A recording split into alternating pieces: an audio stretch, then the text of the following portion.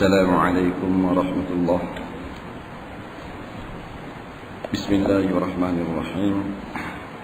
الحمد لله رب العالمين، والصلاة والسلام على سيدنا محمد وعلى آله وصحبه أجمعين.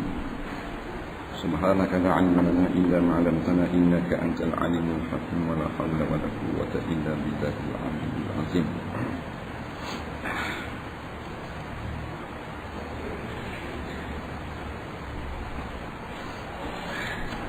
Muka surat berapa kita berhenti lah? Ya? 5 kat mana? Ya? Tengah? Di tengah?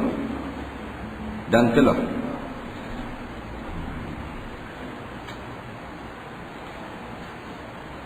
Qala al-mu'allif rahimahullahu ta'ala wa nafa'ana wa iyyakum bi'ulumihi fid dharain amin ya rabbal alamin. Kata pengarang rahimahullahu ta'ala, dan telah mengeluarkan oleh Ahmad daripada Anas, telah berkata ia adalah ahli bait daripada Ansari. Ada bagi mereka itu ahli bait yang menerangkan mereka itu atasnya akan air. Biarlah sawab menuangkan, bukan menerangkan, menuangkan mereka itu atasnya akan air. Hingga katanya maka tatkala memandang unta itu kepada Rasulullah sallallahu alaihi wasallam, nescaya berhadaplah ia unta kepadanya Rasulullah, hingga tersungkur ia hal keadaannya sujud unta itu antara hadapan Rasulullah. Maka berkata baginya oleh segala sahabat, ya Rasulullah, ini binatang tiada berakal, sujud ia binatang bagi engkau. Dan kami sekalian ini semuanya mempunyai akal, maka kamilah yang terlebih sebenar bahawa kami sujud bagi engkau.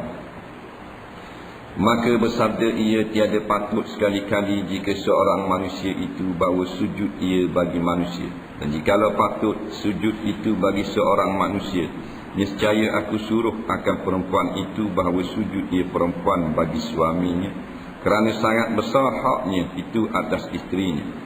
Jikalau ada pada tapak kakinya suami hingga sampai pada tengah kepalanya suami pun yang jadi najis ia sebab nanah dan darah, kemudian berhadaplah oleh isterinya itu akan suami, maka menjilat akan dia nanah, sungguhnya belum lagi mendatangkan hak suaminya. Hadis ini riwayat Abu Daud dan Ibnu Majah, selain daripada Imam Ahmad. Jadi dalam hadis yang telah diriwayatkan oleh Imam Ahmad, Imam Ahmad ni Imam Hanbali lah, Imam Hanbali hak fiqh tu, mazhab Hanbali tu, bukan Ahmad lain. Nama dia Ahmad bin Hanbal. Hanbal tu ayah dia. Orang panggil Imam Ahmad, ataupun Imam Hanbali. Nama dia bukan Hanbali, nama dia Ahmad. Macam Imam kita Syafi'i, bukan nama Imam Syafi'i, nama tu Syafi'i. Nama dia Muhammad bin Abdullah, Muhammad bin Idris. Muhammad bin Idris. Muhammad bin Idris tu Imam Syafi'i lah. Imam Hanafi nama dia Nu'man bin Sabit. Orang gelar Imam Hanafi. Takut kata dia dengar nama mazhab Nu'man bin Sabit, dia dengar tak ada. Hanafi ada. Hak tulis kan. Tak. Hak tulis je. Nu'man bin Sabit Imam Hanafi. Imam Malik nama dia betul, Malik bin Anas. Imam Syafi'i Muhammad bin Idris, bukan Idris ni. Ini Imam Ahmad, maksudnya Imam Hanbali. Dia riwayat hadis ni daripada Anas. Telah berkata ia Anas, dia kata suatu hari ahli bait daripada Ansar, orang-orang Madinah, mereka ada orang tukang tuang air untuk unta, untuk ternakan. Jadi dituangkan air kepada unta, maka seekor daripada unta tu dia memandang kepada Nabi SAW. Bila dia tengok Nabi, dia pun berhadap kepada Nabi dan turun sujud kepada Nabi SAW. Ni cerita betul. Disebut di dalam kitab-kitab hadis. Tengah daripada mukjizat Rasulullah sallallahu alaihi wasallam. Almarhum Al-Fadhil Syekh Mutawalli Sya'rawi sebutkan cerita ini di dalam kitab beliau Mawsu'atul Mu'jizatin Nabi. Himpunan mukjizat Nabi. Kisah unta sujud depan Nabi. Unta ni sujud ke Nabi. Maka apabila sahabat-sahabat tengok unta ni sujud, macam sujud semayang tu lah, sujud pada Nabi ni, maka katalah para sahabat, "Ya Rasulullah, ini binatang ni tak ada berakal, sujud ia bagi engkau dan kami semua ini semuanya mempunyai akal. Maka kamilah yang terlebih sebenarnya bahawa kami sujud bagi engkau." Sahabat kata, "Unta tak ada akal boleh sujud kamu. Sepatutnya kamilah. Kami lebih berakal lagi. Kami orang yang berakal, orang cerdik, Tuhan beri akal, kami yang patut sujud kepadamu. Nahnu ahaku an nasjuda laka." Kalau cakap Arab ni sahabat, tapi terjemah Melayunya, sepatutnya kamilah lebih berhak daripada unta ni sujud kepadamu minal bahaim, daripada segala binatang. Binatang ni tak ada akal sujud padamu, kami sepatutnya lebih daripada binatang lagi kerana kami berakal. Nabi pun jawab. Maka bersabda Nabi SAW, "Tiada patut sekali-kali jika seorang manusia itu baru sujud ia bagi manusia." Nabi kata manusia tak boleh sujud kepada manusia. Jadi tak haramlah unta sujud kepada manusia, iaitu Rasulullah. Yang ulama-ulama ijma', manusia sujud sesama manusia hukumnya murtad, jadi kafir, jadi riddah, na'udzubillah. Dosa besar, syirik, sujud sesama makhluk. Dan ni unta sujud, unta tak masuk dalam hukum-hukum syarak. Kerana hukum syarak ni khitabullah al-muta'alliqu bi af'alil mukallafin, iaitu tuntutan Allah yang berkait dengan perbuatan manusia. Barulah ada haram, ada wajib, ada makruh. Kalau perbuatan binatang tak ada wajib, tak ada makruh, tak ada sunat, tak ada apa. Jadi unta tak haram sujud kepada makhluk. Haram-haram ni hukum syarak. Hukum syarak ni kait dengan perbuatan kita. Dia gitu. Jadi kalau kata manusia yang sujud, hukumnya haram. Kalau binatang yang sujud, tak ada hukum. Lepas tu kalau binatang minum arak, tak boleh nak hukum rotang. Tapi orang minum arak 40 rotang. Lembu berlinak, tak boleh riak hukum rotang. Tak, yang kena rotangnya manusia yang berlinak, kerana perbuatan mukallaf.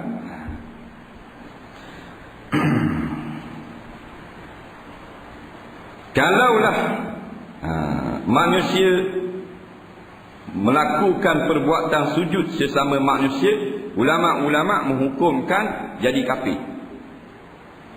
Kalau rokok saja hukumnya haram. Kalau sujud jadi kafir.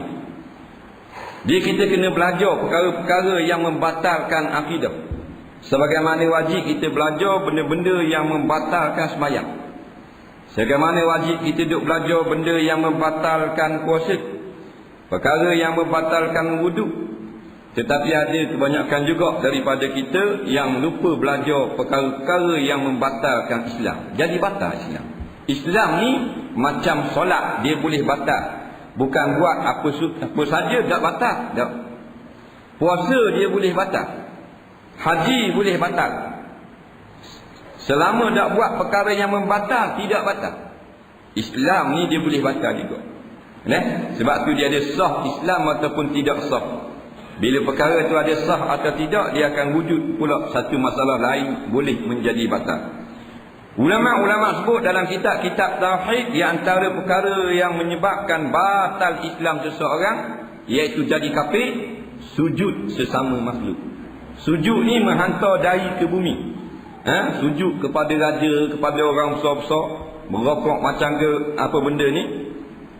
Kita tengok orang Siam, dia sujud kepada maharaja dia. Kalau sujud lagu tu, kalau orang Islam buat, batal Islam. Kalau rokok ni hukumnya haram.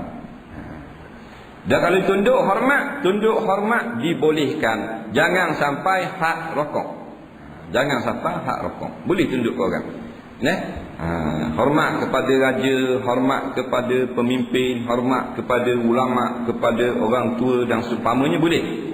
Dengan jalan tunduk boleh, tapi jangan sampai hak rokok. Itu pun hormat kepada pemimpin yang adil. Kalau zalim, tak boleh hormat, tak boleh tunduk, melainkan takut fitnah dan seumpamanya. Kalau tak tunduk, dia menzalimi diri kita, di situ baru boleh tunduk kepada orang yang melakukan kezaliman. Kamilah yang sepatut sujud kepadamu. Maka sabda ia Nabi, tiada patut sekali-kali jika seorang manusia itu bawa sujud ia bagi manusia. Tak boleh. Dan jikalau patut sujud itu bagi seorang manusia, niscaya aku suruh akan perempuan itu bawa sujud ia bagi suaminya. Kalau boleh lah, tak haram lah, tak berdosa lah manusia sujud sama manusia, aku suruh dah isteri sujud bagi suami. Tapi dah tak boleh, maka aku tidak perintahkan isteri sujud kepada suami. Kalau orang tu dia berlakon sujud kepada berhala, jadi lagu mana? Hukumnya jadi kafir juga. Kerana 4 perkara tidak boleh buat gurau. 5 perkara. Yang pertama nikah, yang kedua talak, yang ketiga rojok, yang keempat merdeka hamba, yang kelima perkara-perkara yang memurtadkan. Boleh buat gurau. Gurau buat lolok je, sembah berhala, main-main, jadilah kafir lah. Na'udzubillah. Ni nak takut Kalau tak dengar, tak takut Sebab apa aku nak suruh? Kalau tak berdosa perempuan sujud bagi suami, kerana sangat besar haknya itu atas isterinya. Kerana hak suami atas isteri besar sangat. Besar sangat. Sebagaimana besarnya hak kita, hak anak-anak yang kita wajib tanggung, wajib ikut, begitulah besar juga hak suami yang mesti dijaga oleh kaum perempuan, iaitu isteri. Jikalau ada pada tapak kakinya hingga sampai pada tengah kepala pun jadi najis, ia sebab nanah dan darah, kemudian berhadap oleh isterinya itu akan dia akan suami, maka menjilat-jilat akan dia nanah dan darah, sungguhnya belum lagi mendatangkan hak suaminya. Nabi SAW meneruskan cerita, nak terangkan lebihnya suami ni, besarnya hak suami. Kalaulah mengalir nanah daripada atas kepala suami sampai ke tumit, mari isteri ni dok lak dengan kain tuala, tapi dia jilat dengan lidah isteri sampai licin nanah yang ada pada tubuh suami, dok tunai lagi sepenuhnya hak suami. Dan nak cari duana orang perempuan, hak tunai hak. Sebab itulah masuk syurga dengan limpah rahmat daripada Allah. Kalau amalan tak layak sikit pun. Siapa gitu semua orang puan.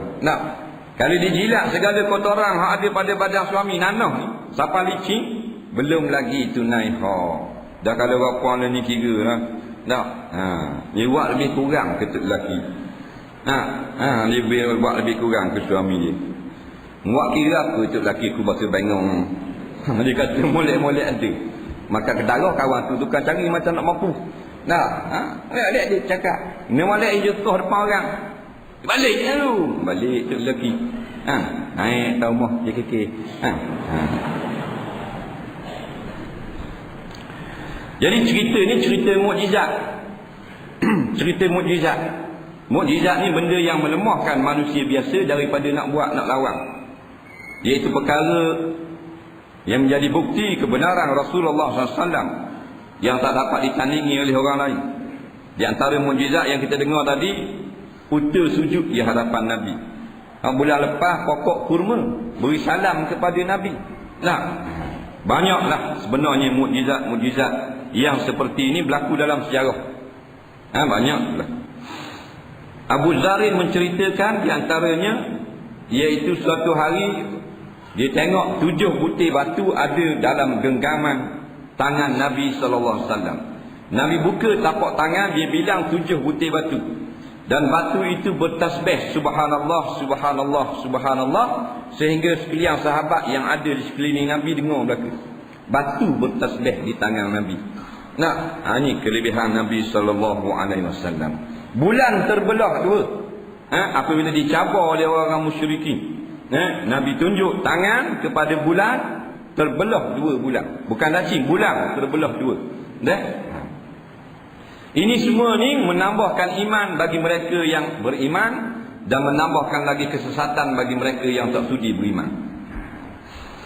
Puak-puak hak nu, hak tolak Islam, dia kata sihir, dia kata nawak, dia kata bong, macam-macam. Tapi puak-puak sahabat yang telah ada iman dalam hati mereka, zadathum imana, bertambah lagi beriman. Kerana ini adalah mukjizat.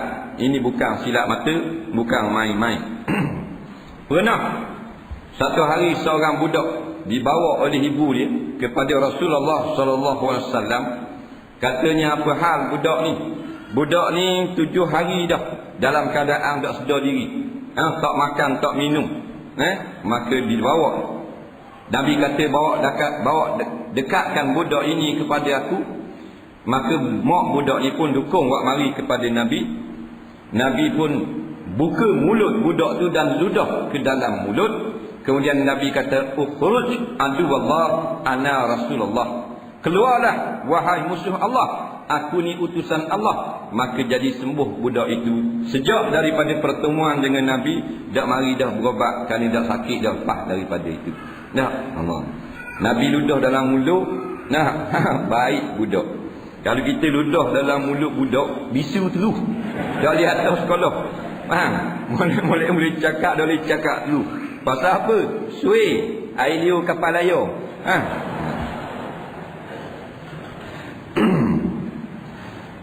Dan berkata oleh setengah ulama, wajiblah atas perempuan mengekali malu daripada suaminya dan merendahkan mata pada hadapannya. Ni lah.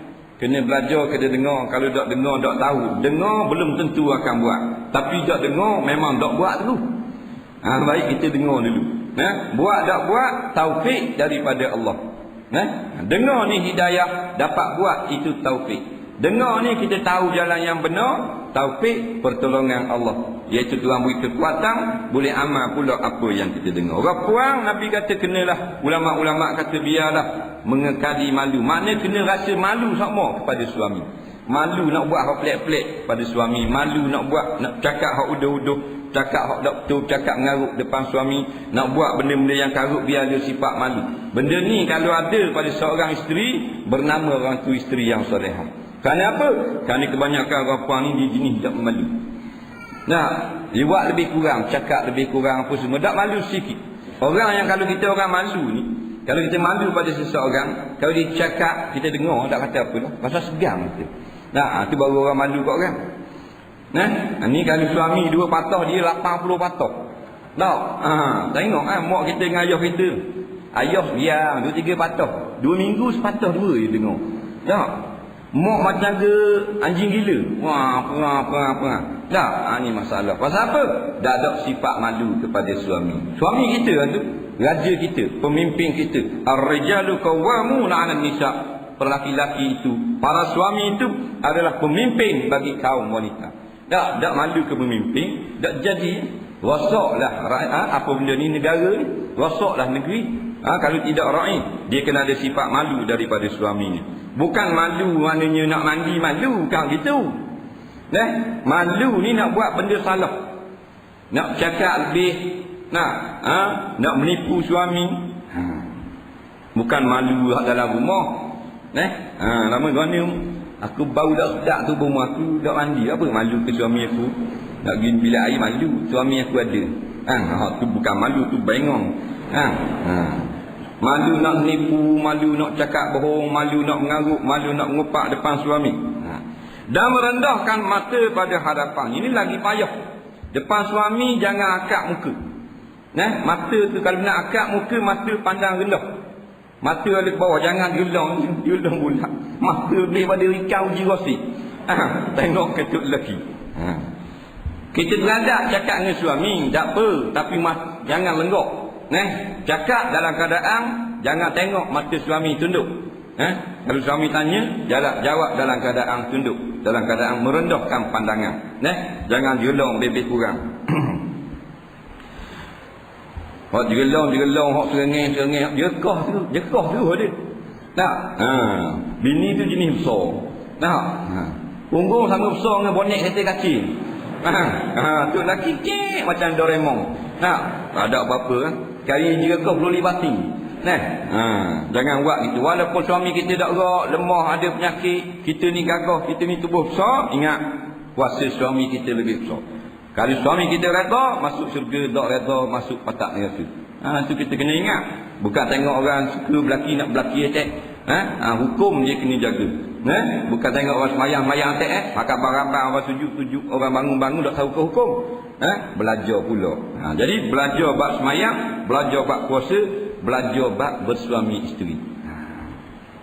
Mata jangan angkat tinggi, mata jangan celik luar. Kita boleh celik luar, jangan celik, kalau boleh celik separuh depan suami. Nak marah pada suami pun, walaupun salah suami, jangan gelong, jangan maknanya beliuk biji mata depan suami. Memang salah suami kes ni. Betul kita tak boleh juga buat lagu tu. Kerana hukumnya dia suami kita. Kalau kita rasa nak marah sangat, nak gelong sangat, biar suami tu pergi lari dulu. Ambil anak ayam 2 ekor bola raga, gelong. Tak ada masalah kan. Nak lepas giang. Nak lepas hawa. Depan suami tak boleh. Sebab itulah dalam suatu hadis riwayat Aisyah, Siti Aisyah radhiyallahu anha bertanya kepada Nabi, ya Rasulullah, ayyun nasi a'zamu haqqa 'ala mar'ah? Manakah manusia yang lebih besar, yang paling besar haknya atas seorang perempuan? Nabi jawab, zaujuha, suami dia. Sumai, kemudian mana lagi? Nabi jawab, ummuhu, mak dia. Jadi yang mula-mula sekali yang paling besar bila kita berkahwin dengan seorang laki-laki, suami. Kalau tidak berkahwin, wajib ditaat dulukan dua ibu bapa. Tapi bila dia telah berkahwin, wajib didulukan ketaatan kepada suami. Ibu bapa jadi nombor 2. Sebab itulah kita kena faham, kalau anak perempuan kita taat kepada suaminya, mengatasi daripada taat kepada kita, tak usah bakitlah ibu bapa. Pasal tu hak dalam Islam dia kena begitu. Bila dia kahwin, dia ada suami, dia mendulukan ketaatan kepada suami. Ibu bapa tak usah berhati-hati lah. Bukan suruh dia kepada ibu bapa, tak. Ketaatan didulukan lebih kepada suami. Sebab ditanya dah Rasulullah. Bukan tanya main-main. Ayun nasi a'zamu haqqa. Manakah manusia yang paling besar? A'zam makna yang paling besar. Haknya alal mar'ah, atas perempuan. Kalau perempuan hak mana dah paling besar sekali hak manusia? Nabi jawab mereka, zaujuha, suami dia. Dia wajib taat kepada suami dia lebih daripada taat kepada raja. Dia wajib taat kepada suami lebih daripada taat kepada pemerintah, kepada sesiapa saja dalam dunia ni, melainkan Allah dan Rasul. Barulah nombor 1. Suami dulu. Maknanya suami kalau raja kata, mari sini. Suami kata, tak boleh pergi. Tak boleh keluar. Kalau keluar, berdosa kepada Allah Subhanahu Wa Taala. Sebab tu dulu Allah Rabbi ramai perempuan solehah. Suami kata saya keluar, tu diam situ. Tak kata apa dah. Dalam hati nak marah, dalam hati lah. Nak pergi tak boleh. Tapi tak ikat dah. Learning kalau kata tak boleh pergi. Pakai tak nanak nasi dah. Tak nanak nasi, tak basuh baju. Tak, ayam-ayam tak kurung dah. Tak duduk selek mau celah mesennya, nak marah. Suami kata tak boleh jangan pakailah baju lengan sekerak ni. Dah beli buat benda lawa-lawa nak pakai. Sekali kan nak pergi jauh, pasal minggu nak beli apam balik. Suami kata tak boleh, simpan mula. Esok dia kecil pula. Bang pakai baju ni kali lah. Pergi jauh nak pergi kat situ harga je. Tak boleh. Mana boleh pakai baju lengan pendek? Muslimat kan? Haram ni nampak orang dengar nampak siku pun semua. Masuk hari 3 kali bang nak pergi siram bunga. Bakar-bakar dah. Ada apa lalu. Tu lelaki dah buat cerita kau. Ni pandai oleh surah puang ni. Nak kan ni kelebihan dia. Orang cerita dua jenis. Satu cerdik, satu bodoh. Puang cerdik, suami bodoh. Itu kan. Tuhan cipta laki-laki ni jenis pandai cari makan, pandai cari pitih. Tuhan cipta pula orang puang bagian perhabis harta. Molek dah nikah dua orang, tidak ada habis pitih. Duduk seorang tambung-tambung pitih dalam bank. Nikah habis licin pitih. Kakak beli gerabah, kakak beli raket, kakak rata, kakak mesin basuh baru pula. Mesin basuh bukan cek kan. Tua dua orang boleh masuk dalam.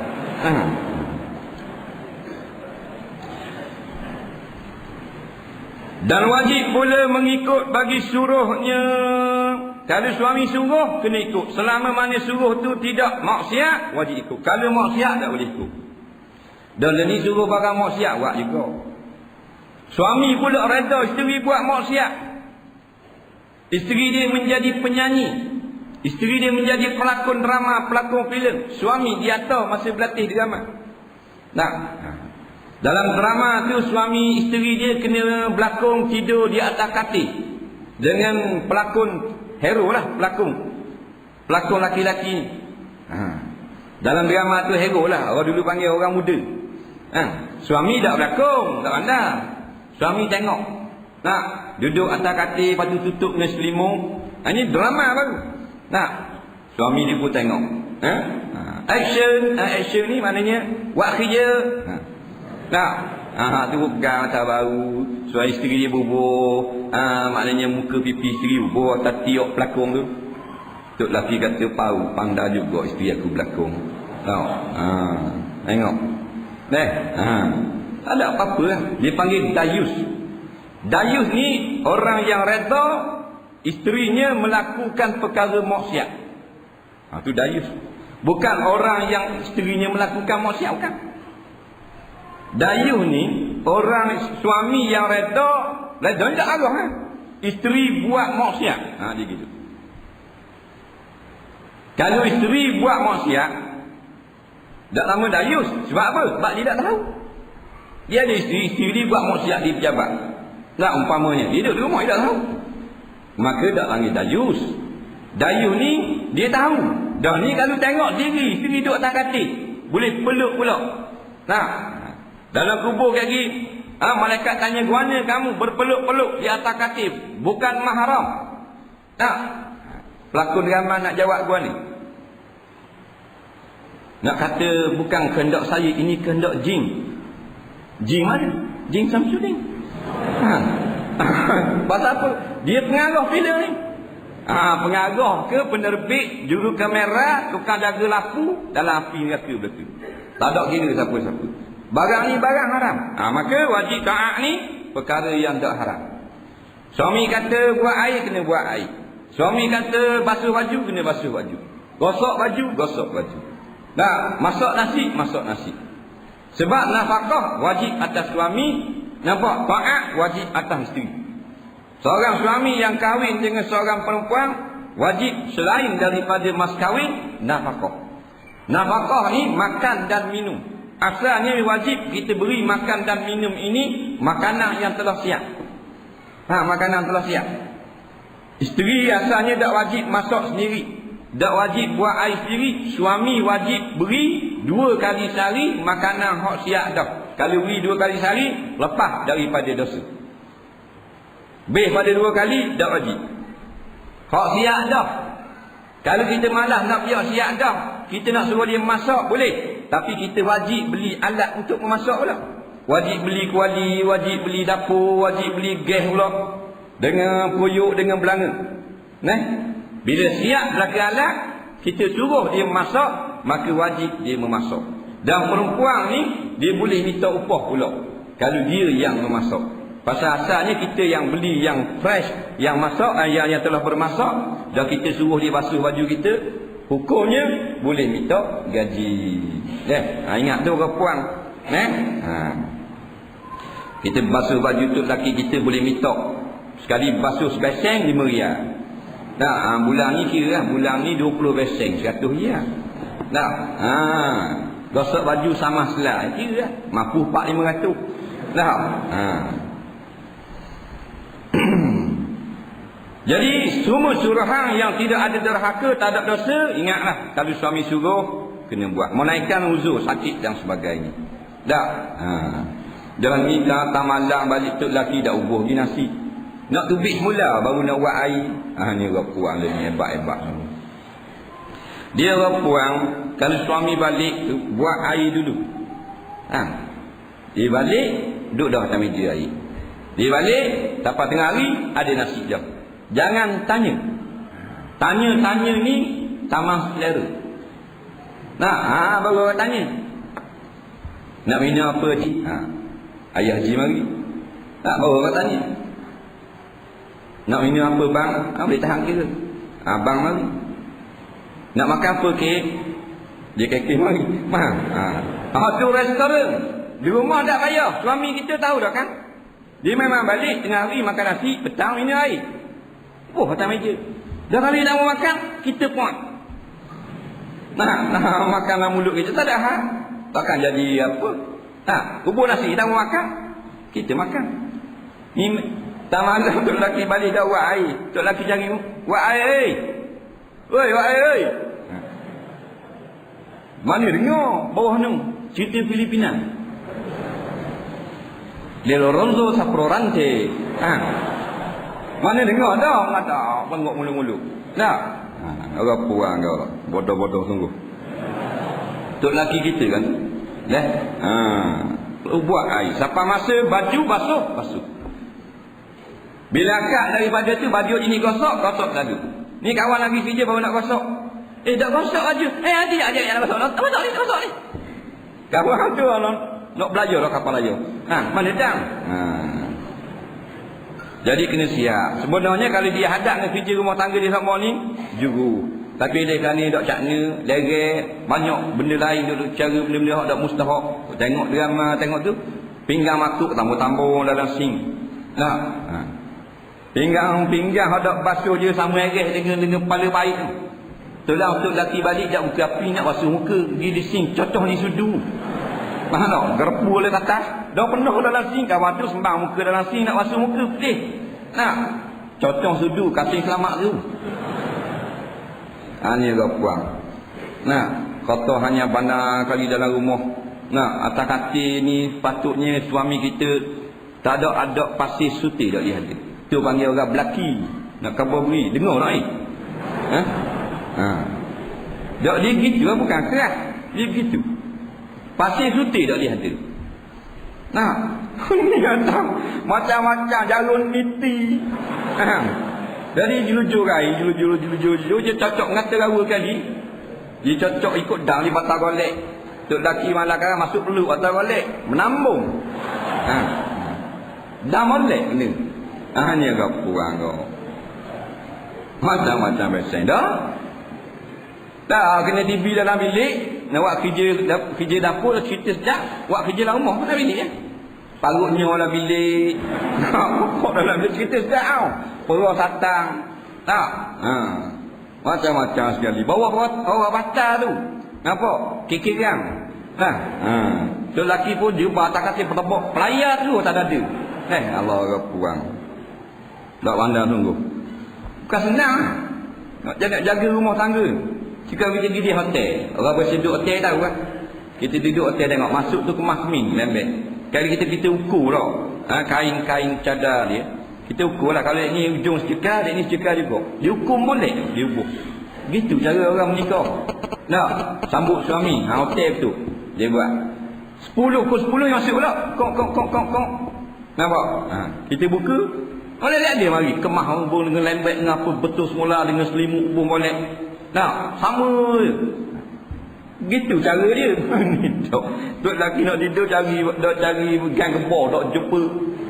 Cari batal golek tak jumpa. Batal golek cuma tak berceruk bahan dia jam. Ikut sih sekali puang Allah Rabbi.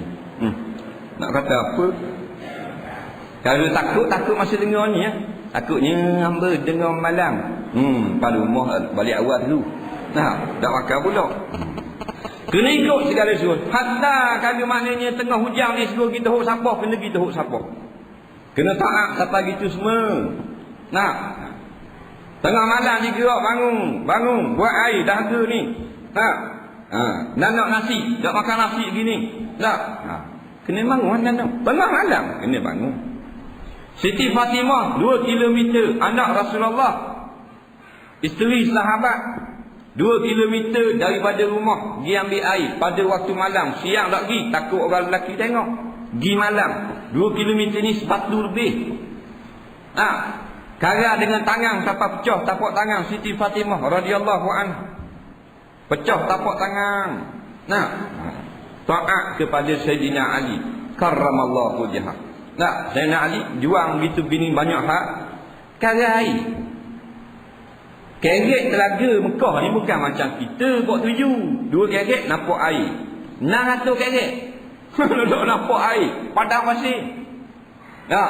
Tak pernah pun sungguh. Kerana dia faham dah segala tugas-tugas di rumah ni Tuhan bayar pahala belaka. Kita baik dalam rumah nak mudah lagi. Mesin semi automatik tambah nak automatik. Semua automatik belaka lah ni. Dalam rumah bila automatik. Sebab tu dia mati, berpuang. Banyak penyakit. Semua automatik. Basuh automatik, masak microwave automatik. Tumbuk belacang. Automatik juga.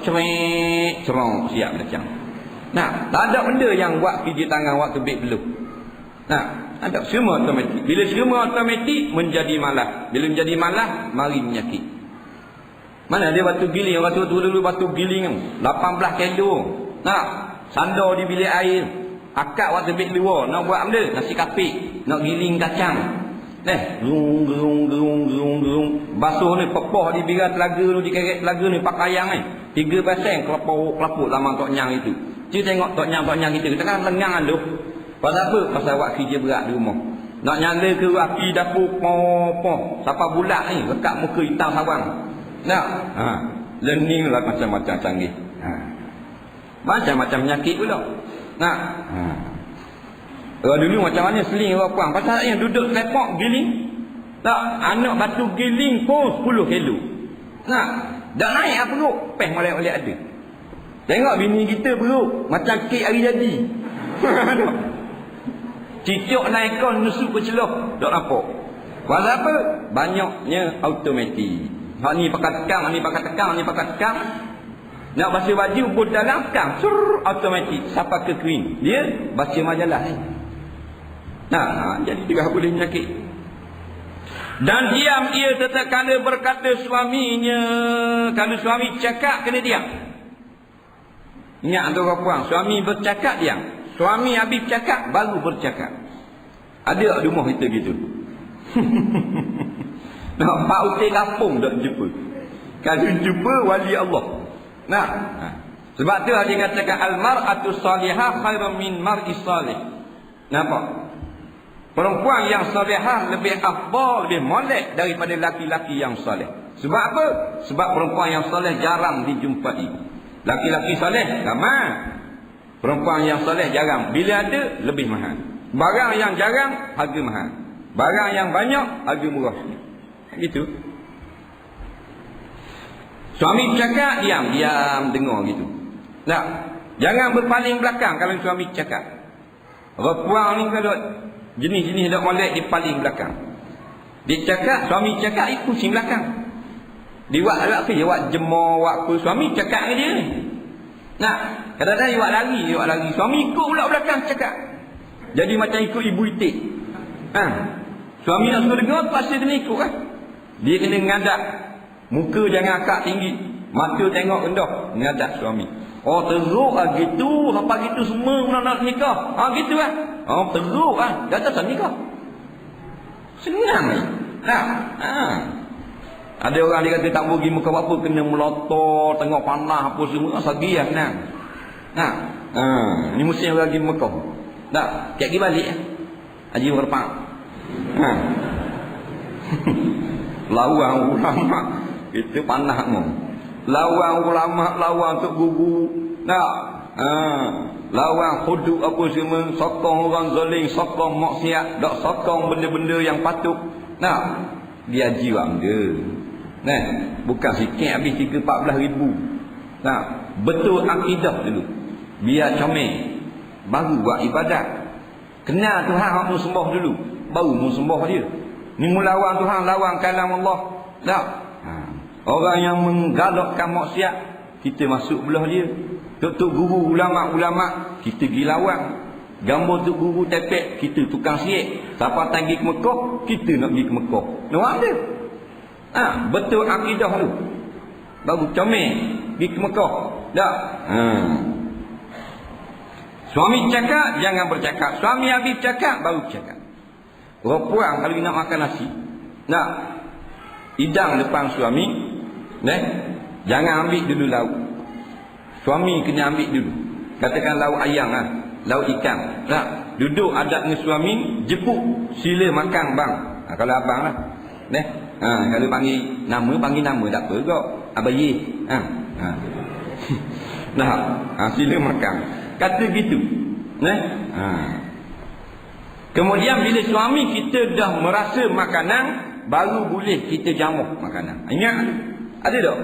Orang rumah kita buat gitu. Kita tak ada makan di pada ada dah, pada ikan. Duduk dalam semolok ni dah.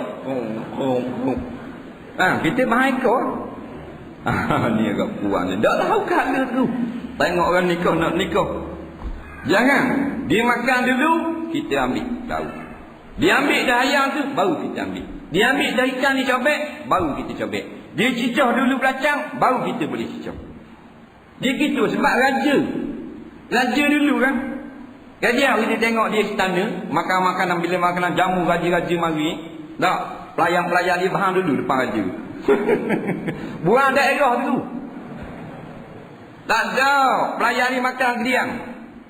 Ni pelayan ni rumah ni, pelayan raja. Mana sabar kita dalam istana, kita tengok dia pun akak ke raja apa semua, presiden mari. Tak, dia pun letak depan presiden, letak depan raja. Pelayan pun belah-belah letak, belah-belah puak kepala betul ni kau. Tak ada. J sama hidup. Kalau ada. Ni di rumah. Raja tak ada makan, dia makan dulu. Sama lah. Kena kira belaka. Sebab apa? Sebab hak suami lebih besar daripada hak isteri. Kan main-main. Besar dia lagi. Dia besar pada raja hak ada atas muka bumi lagi. Sebut atas muka bumi ni raja mana yang paling besar? Besar suami kita lagi. Raja hak ada tu, di mana-mana saja, dia tak tanggung makan minum kita. Suami kita ya? Turun gelak balik gelak, turun gelak balik gelak, turun gelak dah balik-balik. Presiden mana pun paling besar. Kalau kita sakit, tak cara hak kita, suami kita. Sebab tu kita kena lebih suami kita dulu. Kan kalau orang nikah kan orang panggil raja sehari. Tak raja sehari. Apa raja sehari? Raja sehari ni dia boleh meretah apa saja pada hari itu. Dia jenis meretah orang ni, orang tak meretah ke dia, dia panggil raja sehari. Dia panggil raja. Tapi raja dia boleh petah orang ni hari nikah je. Hari lain orang tak layan mana dah. Tu hikmat nama raja sehari. Kan kalau orang nikah zaman dulu, bila dia nikah, hari tu dia nikah, orang panggil raja sehari. Apa dia boleh suruh? Wak air, wak nasi, nak makan buah apa semua. Sehari. Mak ayah dia keluarga dia akan layan sampai ke tengah malam. Esok ada raja sehari. Tapi ni dah ahli raja dah. Kalau orang nikah, dia pula orang suruh. Jadi standing, kamu andang suruh kan? Kalau lelaki tunduk sikit, tunduk. Cakap bodoh. Hak puan paling kanan sikit, kanan. Bukan raja sehari panggil tu. Beruk sehari. Dah ikut nak suruh. Tengok ramai sekat. Waktu baik ke. Pakai baju lawa-lawa. Neting-neting. Tidur-tidur. Bangun-bangun. Menikah ni dulu ni. Patut dia arah orang. Maka suami tu raja. Dan isteri yang panggil permaisuri sehari. Dan berdiri tetap kala datangnya. Kalau suami mari balik kerja, kita tengah duduk, sunat berdiri. Ulama sebut. Betul orang kena bawa orang perang untung, biar dia dengar. Kalau kita balik nak khabar, dia tak mari dengar sendiri. Kita balik nak khabar dia. Dia kata gitu. Korong ke kita. Ni dengar dah. Dengar ni ustaz kata. Kena bangun. Nah. Kan hormat guru tu boleh berdiri. Hormat Nabi memang berdiri dah. Hormat nak berdiri. Hormat Quran sunat berdiri. Hormat suami sunat berdiri. Kita tengah duduk terletak tu, suami balik kerja, bangun cacang. Nah, Assalamualaikum, beri salam kepada suami kita sendiri. Nah, baru seronok suami dengar Waalaikumsalam. Tak. Jepuk suami duduk atas kursi apa semua. Ni tok lelaki tamalang balik.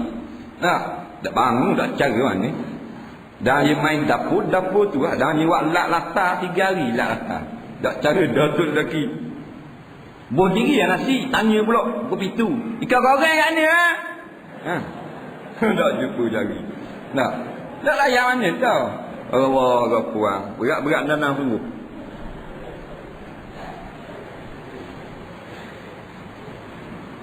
Jadi sunat bangun. Suami kita nak pergi kerja, nak keluar daripada rumah, sunat bangun. Ingat tu. Bila nak keluar rumah, bangun pegang tangan suami. Dan minta ampun, minta maaf. Minta ampun, minta maaf. Nabi kata kalau kita pegang tangan suami, kita minta ampun, kita minta maaf atas salah dan silap kalau ada, Allah akan ampunkan sebanyak mana bilang jari yang ada. Kalau suami ada 10 jari, isteri ada 10 campur 10 jadi 20, gugur 20 dosa. Tu. Isteri ada 10 jari, suami ada 9, sekepit di kapal layar putus dulu. 19 gugur dosa. Pasal apa? Suami nak keluar dah daripada rumah. Bila keluar daripada rumah, tidak ada jaminan balik. Ada. Kena balik tak balik? Ada tak suami keluar tak balik? Mati tengah jalan, berlanggar tengah jalan, jenis cari kayu lautan, bahan dirimat, jenis laut, motor tenggelam. Tu waktu keluar tu minta maaf. Balik belum tentu. Dia gitu. Tak tahu kala nunggu orang puang. Balik marah. Dengar tengah-tengah duk berehat, dengar betul laki balik kapas-kapas balik dalam datang ni. Datang suti ke ni? Tu laki dia. Allah puang. Buatlah benda-benda apa yang suami kita jadi seronok, jadi suka. Itulah kerja kita di rumah. Nak suruh suami suka. Panggil nama, panggil apa yang suami suka, panggil nama tu. Apa benda makanan kuih yang dia suka, kuih tu kita buat. Lauk benda yang suami suka, hak tu kita buat acak. Air ni macam mana cara buat dia suka, hak tu kita duduk pegang kemari. Kita belajar. Kalau suami kita buat air, dia berahi kurang manis. Ingat, buat kurang manis. Kalau dia ambil cana, kejap pahit, kejap tawar, kejap manis, leting. Jadi tak satu kali mau. Padahal seorang itu lelaki. Kalau 18 orang tak tahu.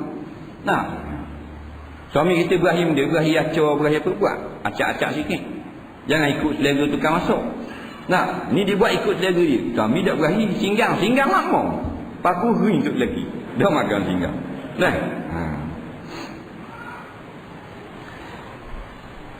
Dan terkala keluar, masa suami balik sunat berdiri, suami nak keluar rumah sunat berdiri puan. Dan mendatangkan diri atas suaminya terkala hendak hidup. Ingat, orang puan kena pergi serah diri kepada suami, tamkin. Perempuan yang tak serah dirinya kepada suami, hukumnya haram selama mana tidak ada uzur syar'i. Uzur syar'i ini haid dan nifas, ataupun sakit berat, pening kepala dan sebagainya, itu lainlah. Sebab itulah perempuan yang kalau suami panggil masuklah bilik, tak masuk, berdosa, kena laknat. Laknat ni dosa besar. Ulama-ulama kata tanda nak cang dosa itu besar, kadang-kadang disebut azab, kadang-kadang disebut laknat. Dalam satu hadis Nabi SAW pernah bersabda, "Iza da'a ar-rajulu imra'atahu ila firashihi fa abat an taji'a la'anat hal malaikatu hatta tusbiha." Atau kama qala, apabila suami memanggil isterinya ke dalam bilik, firash ni hamparan pak tidur, suami panggil, maka enggan isteri daripada datang, maka melaknat isteri itu oleh para malaikat sampai waktu subuh. Malaikat kata laknat perempuan tersebut, laknat perempuan ini. Cek ya ki, suami panggil masuk, tak boh masuk. Macam ni. Nah, wi manggil lah jenda metung khani selema. Nah, metung dah masuk juga. Wah, macam orang gila tu lelaki panggil. Dah masuk. Nah, dah nak masuk ni baru separuh ni. Labu-labi. Mana? 2 jam cerita. Nah, masuk dulu. Nah, biar sekali orang perempuan suami panggil, kalau boleh biar jangan sapa 2 kali. Suami kata, "Mek, masuk dulu. Go, tinggal." Nah, tengah tapi pagi lapor dengan padi-padi. Tengah basuh pinggang, lapor pinggang. Tengah nak nasi, tinggal nasi. Faham? Ha. Pasal apa? Suami panggil. Tak mari, kena laknat. Fa'abat antaji'a. Isteri tak mau masuk dalam bilik. Suami panggil dah. La'anat hal malaikah hatta tusbiha. Melaknat perempuan itu oleh malaikat sampai waktu subuh. Banyak mana kena laknat. Laknat ni mendoakan kecelakaan. Sampai subuh. Dah kalau pukul 12 panggil masuk, tak masuk. Sampai subuh laknat. Celaka itu yang tak dibunuh.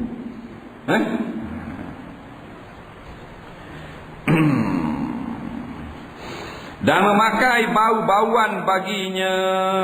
Kena pakai bauan untuk suami. Ingat, kalau suami tak ada di rumah tak apa, busuk pohon pun. Bila suami ada di rumah, sunat pakai bau-bauan. Kalau suami yang suruh pakai, wajib hukumnya, bukan lagi sunat. Dia gitu. Hukum beli bauan wajib tu atas suami. Alat-alat nak comel diri, nak beriah diri, nak molek diri, wajib suami yang beli. Bila suami beli, sunat guna depan suami.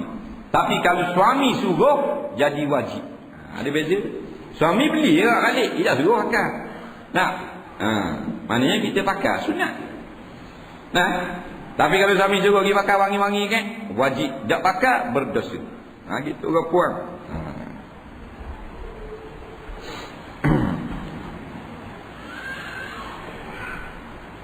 Tatkala hendak tidur dan memakai bau-bauan baginya. Jadi kita ginilah. Orang perempuan dia kena masuk dalam bilik dulu daripada suami. Dia kena gitu. Kita kena pandai dah basi. Kita tahu suami kita, biarlah kita masuk dulu. Jangan suami masuk dulu. Tapi kalau kita buat kerja luar ada hal mustahak tu bab lain. Biasanya suami kita tak sangat tu. Tak tidur lagi. Kita pergi basuh pinggang, lagi masuk dalam bilik. Itu lain. Ingat, kalau suami masuk dulu, kita kena segera tinggal kerja-kerja kita masuk dalam bilik. Suami pun kata, tak apa lagi basuh pinggang ni. Ataupun lega, kau tengok muka mu semua. Tu lain lah tu. Kita tubik semula. Pasal kita kena siap sedia semua. Sebab itulah orang perempuan kalau dia faham, suami dia balik, kalau suami dia duduk dekat sofa, dia kena duduk spare berak tu. Siapa suami dia halal, baru dia lari. Dia kena gitu sama. Suami balik duduk dapur sini, dia duduk sebelah. Suami duduk dapur, dia masuk dapur. Suami masuk bilik, dia kena ikut ekor belakang masuk dalam bilik. Hatta sama ni kan suami masuk bilik air, masuk acek. Baru suka. Siti Aisyah cerita, aku bersama Rasulullah mandi junub bersama. Seronok. Kita rajin. Haji, mandi junub bersama dengan Mak Haji. Haji tak? Masuk suku-suku kan? Padahal apa masuk suku-suku bini kita kan? Tak. Apa suku-suku bukan mandi getuk tua. Tak. Mandi dengan bini kita, mandi sekali ku seronok. Kita mana kakak kita nak gonyoh tak siapa, bini gonyoh. Kak bini pula tak siapa, kita tak payah suruh pun kita gonyoh. Faham? Jadi seronok. Bila seronok gitu, tubuh pun sihat, umur lambat kena penyakit. Betul tak? Dah hati riak. Lagi pula suami jadi nak bersih tak mau. Dah suka mandi, bini gonyoh. Tak, duduk saja. Yang mandi ya? Mandi. Mandi pula dia? Mandi. Dah seronok. Ni tok lelaki baru dua kali bini panggil keluar. Hei, pula oi. Kau puang kau. Berat nana puang.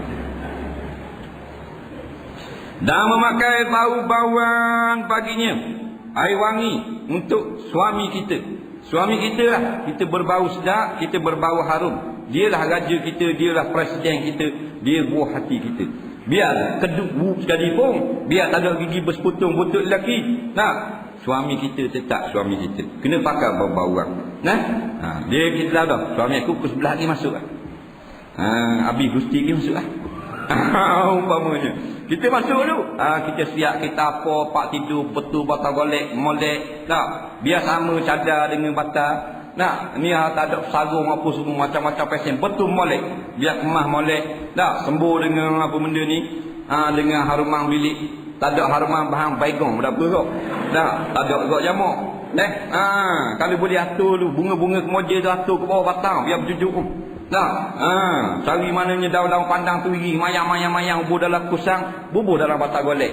Nah, orang dulu-dulu ti. Puan ni ti apa?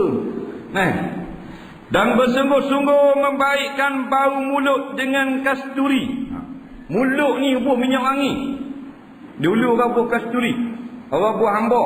Lah ni macam-macam dia dijual, sembuh dalam mulut. Sembuh orang boleh 3 botol sejam. Dah. Ni Allah depan suami. Mulut busuk pohon. Orang orang. Bali dah konyong gigi kali.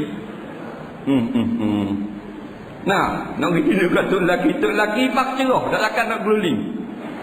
Nah, guling lek ni, bau wangi guling lek ni bau gini berat nanang tu. Puan. Tiok pula buka. Macam-macam. Dia kena bersih nama. Batu ulama-ulama sebut di dalam kitab-kitab fiqh, wa 'ala zaujati ta'atu zawjiha fi umuri taharah. Wajiblah atas isteri itu kena taatkan suami pada perintah kerja-kerja bersuci diri, bersih diri. Walizauji ijbaruha 'ala zalika idza imtana'a. Dan harus bagi suami memaksa isterinya bersih diri jikalau dia enggan. Ulama-ulama kata kalau isteri ni tak mau mandi, boleh paksa. Sebab mandi ni bersih diri. Bersih diri ni mengikat kasih suami. Boleh ijbar ni paksa. Mandi tak mandi. Mandi tak mandi. Buh dalam guni, tentanglah kolam. Tak? Buh saya buah apa, buah pelorok biar tanggal. Kena bersih diri. Kuku-kuku ni kena potong. Jangan wi lebih, kuku jangan panjang, jangan wi nampak kotor. Kuku kaki, kuku tangan, muka ni kena bedok sama kalau suami ada di rumah. Bulu tiok cabut. Bulu tiok serung tu lelaki tengok. Tukar dengan makan spare. Mulut bau hangit, tiok masang berat orang puang. Bukan hak kuah hak tiok masang ni, bukan hak pot tuju, hak go badok ni. Hak pot tuju hangit je. Maknanya sekarang banyak dah kemudahan untuk bersih diri, untuk wangi diri, beli kedai saja. Gunakan untuk suami. Nak pergi jalan tak payah. Ni nak pergi tengok orang mati sembuh spray. Sembuh spray, sembuh tu, sembuh celah tiok, sembuh sini minyak wangi macam-macam fashion. Orang tu mati mana ya bau. Mati kerah. Kita lama belakang tak apa dah. Pergi tengok orang mati. Dia tak nampak. Depan suami busuk kohong. Gigi pesu pun dah berapa. Depan suami. Macam isi lokang. Ngangak. Suami tengok muka isteri, tak jadi nambah nasi. Lugar. Kalau nak pergi jalan, nak pergi hospital ni, air sedu.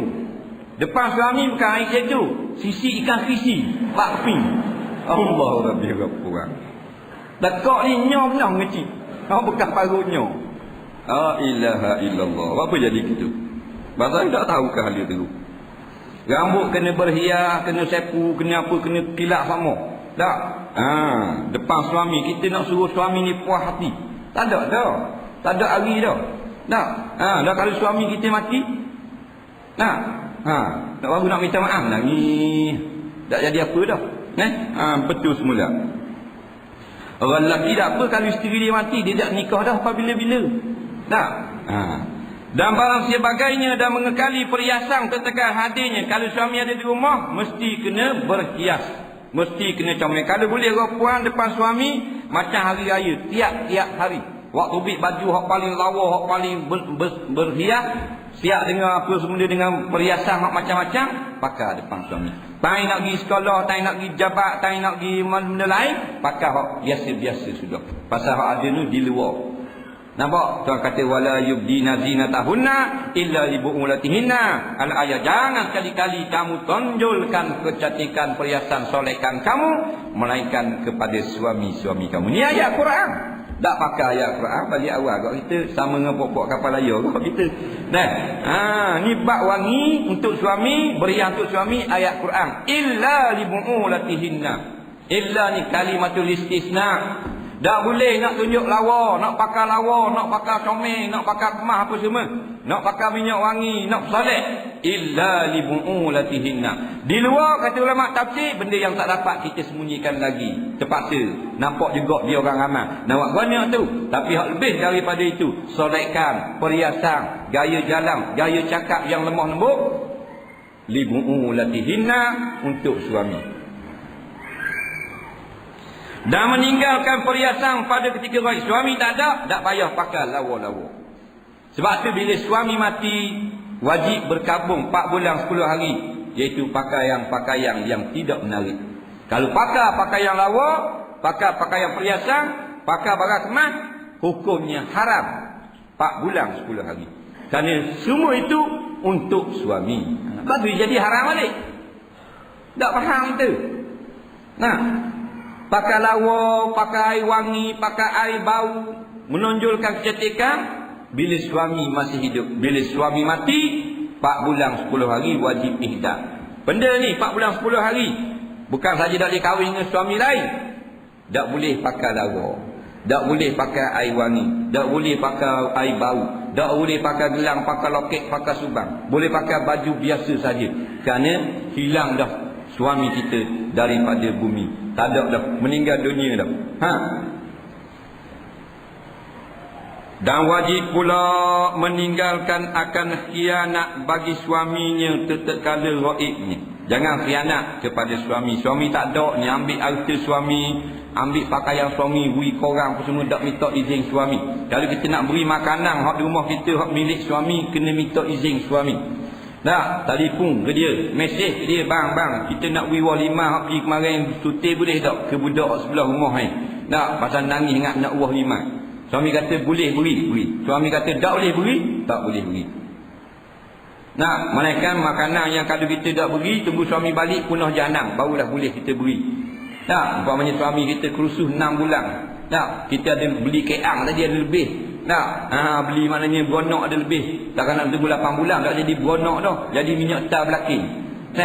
Tu boleh beri, takut punah. Benda-benda piti suami tak boleh ambil tanpa kebenaran dia.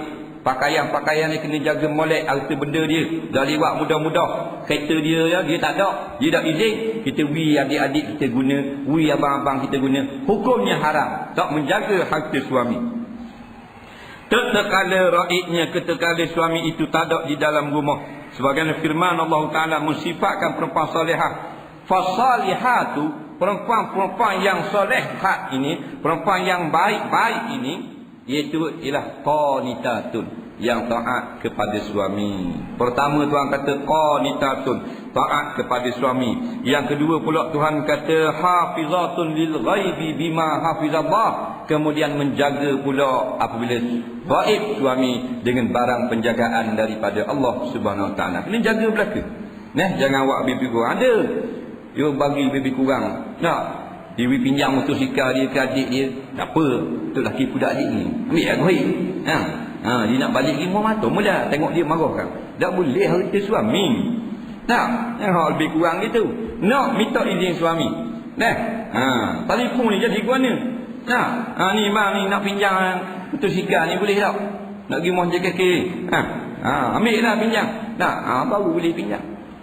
Tak boleh. Dia tak. Suami aku mana aku lah. Tak boleh. Suami mu harta dia. Mu isteri dia.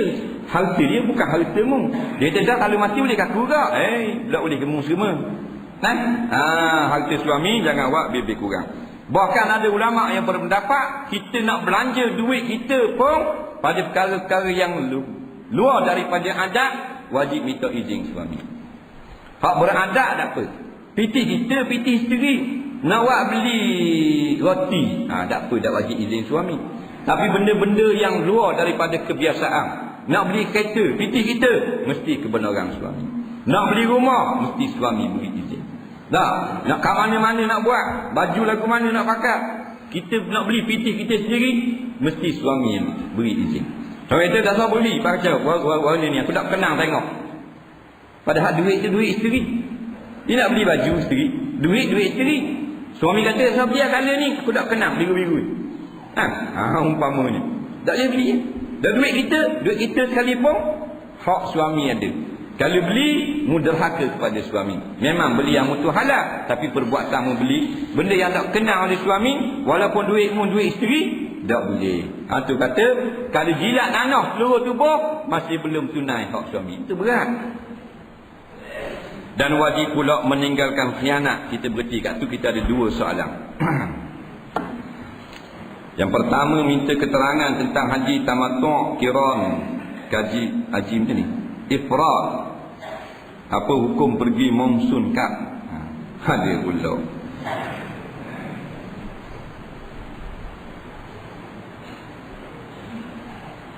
Ada dah hadis tentang solat berjemaah dalam keadaan sentuh bahu dengan orang sebelah? Apa fadilatnya? Apa pendapat tentang seorang laki-laki 20 tahun nak nikah dengan wanita yang 10 tahun lebih tua daripada dia atas sebab pilihnya? Itu kerana agamanya.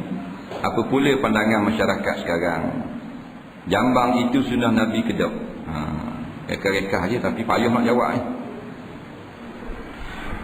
Minta keterangan tentang haji tamattu', haji qiran, haji ifrad. Haji tamattu', haji qiran, haji ifrad. Haji tamattu', haji bersenang-senang lah. Buat dalam musim haji sekali dengan umrah. Tak? Kalau buat sekaligus, dua sekaligus, dia panggil haji qiran.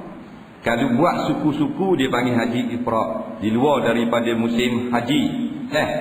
Kalau buat suku-suku tapi dalam musim haji, haji tamattu'.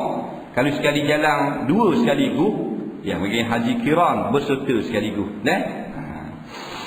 Apa hukum pergi monsun kap? Pergi monsun kap tu pergi mana? Jadi nak jawab lah hukum dia. Pergi kat kapal layar, tak haram. Kapal layar tak haram. Pergi kat orang mabuk-mabuk dekat dengan kapal layar, baru haram. Dia gitu. Pergi dekat monsungkat tu tuan ni. Dia banyak tempat. Ya, ada tempat dah boleh, ada tempat boleh.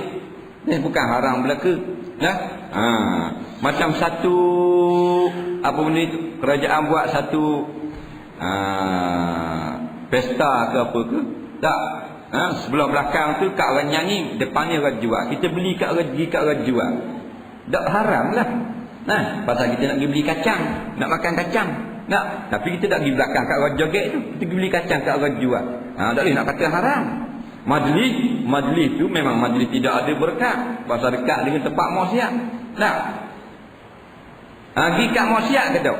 Kalau kat musuh kat kapal layar ada orang putih, dua orang duduk atas kapal layar, kita pergi duduk kat kapal layar.